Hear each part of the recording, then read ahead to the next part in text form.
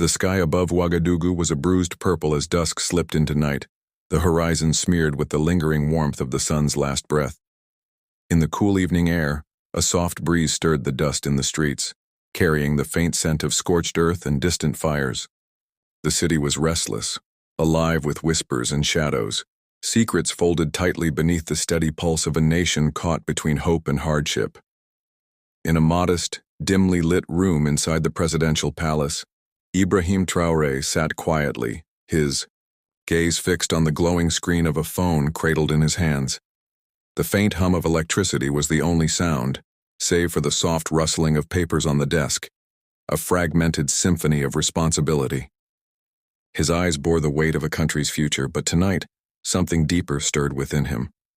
A message, urgent and deliberate, waiting to be sent.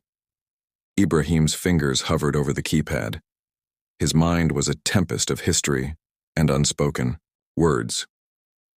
The recipient of this message was no stranger to turmoil, Ousmane Sonko, the Senegalese opposition leader whose voice echoed with fierce determination and undeniable passion. Across borders and barriers, the two men were linked by the turbulent thread of West Africa's shifting political landscape. Yet tonight, Ibrahim's message was not just political strategy. It was a summons to courage, to unity, and perhaps to reconciliation. He pressed send with a quiet finality.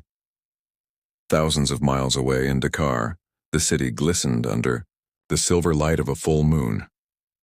The ocean's breath mingled with the cool night air, carrying the sound of distant waves crashing softly against the shore. In a modest apartment overlooking the bustling streets, Ousmane Sonko sat at a weathered, wooden table, his face etched with concern and determination. The phone vibrated gently in his palm, breaking the silence. His eyes scanned the screen, the words unfolding like a secret whispered through the dark. The message was brief, yet it held the weight of mountains. A call from Ibrahim Traoré himself, a message laced with urgency and hope. For a moment, Sonko's brow furrowed. The political tensions between their nations were well known, deep and festering like wounds too often ignored. But beneath the harsh headlines and fiery speeches, this message felt different, personal, almost fragile. It stirred a flicker of something rare, possibility. The days leading up to this moment had been a storm of turmoil.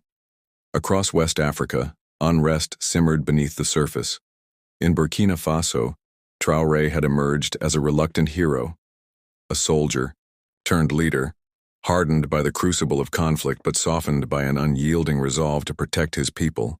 His rise to power was marked by battles both literal and ideological, against insurgents and corrupt elites alike. Meanwhile, in Senegal, Sonko's rise had been no less turbulent. The charismatic opposition leader was beloved by many but feared by others, his fight for justice and transparency making him both a beacon of hope and a target of relentless opposition. His supporters chanted his name in crowded streets, but behind closed doors the shadows whispered of conspiracies and betrayals. Both men carried the scars of their struggles, physical, political, and emotional. They were warriors in their own right, bound by the shared pain of fighting for their people amid chaos and uncertainty. Back in Ouagadougou, Traoré's quiet room was a sanctuary from the storm raging outside. He stared at an old photograph on his desk, a snapshot of two boys laughing under the African sun, their arms wrapped around each other's shoulders in the innocence of youth.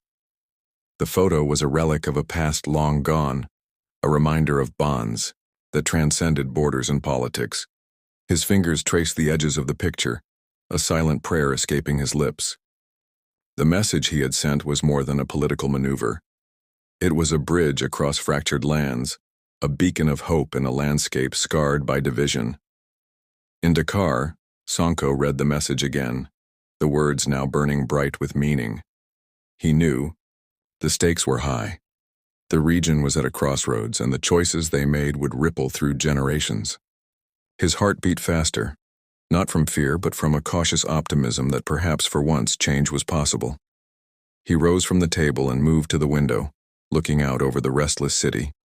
Somewhere in the darkness, the future was waiting, fragile, uncertain, yet undeniably alive. The following day, the news broke across West African media. Ibrahim Traoré had publicly reached out to Ousmane Sonko in an unprecedented message calling for dialogue and solidarity against common threats. The headlines exploded with speculation and controversy. Supporters hailed it as a courageous step toward unity. Critics decried it as naive or dangerous. Amid the cacophony, Sonko remained silent, his mind a tempest of calculations and emotions. He knew responding would not be simple. The political theater was unforgiving and every word would be scrutinized. Yet beneath the political chess game lay a deeper truth, a longing for peace, for understanding, for a future where leaders could rise not as adversaries but as allies. That evening in a quiet room in Dakar, Sonko sat once more with his phone in hand. The message he was about to send back would set the tone for what could either become a historic alliance or a missed opportunity fraught with risk. He typed slowly, each word deliberate, each phrase heavy with meaning. When at last he pressed send, a wave of uncertainty and hope washed over him. Call to action. If this story touched your heart, consider subscribing for more inspiring tales of hope, healing, and unexpected kindness. Hit the like button and share this with someone who needs it today.